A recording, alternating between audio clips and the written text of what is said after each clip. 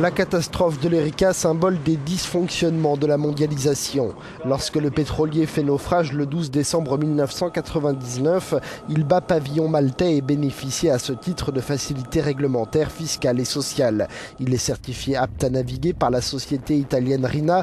Il appartient à un Italien résidant à Londres et est affrété par une filiale de Total basée à Panama.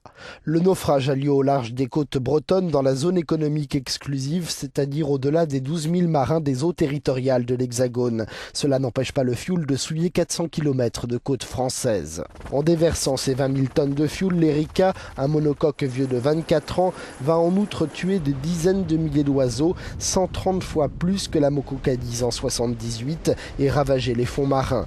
Les opérations de nettoyage des côtes vont se prolonger tout au long de l'année 2000. Le procès commence en février 2007. Comparaissent alors le capitaine indien, la société Rina, Total et le propriétaire du navire, Giuseppe Savarese, en qualité d'accusé. Du côté des parties civiles, les régions de Bretagne et des Pays de la Loire, ainsi que plusieurs villes et des associations. Outre les condamnations pénales et civiles des responsables, elles demandent réparation financière pour atteinte à l'environnement. Vous pouvez nous dire ce que vous attendez de l'ouverture de ce procès, justement ? En janvier 2008, elles obtiennent gain de cause, une première judiciaire saluée par la ministre française de l'Environnement au moment de la catastrophe.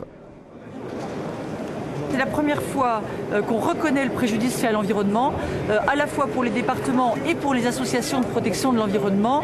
Le fait que ce soit évalué non seulement en fonction de l'impact économique, mais en fonction aussi du dégât fait aux oiseaux, au littoral, aux espaces naturels remarquables, c'est quelque chose de tout à fait exceptionnel.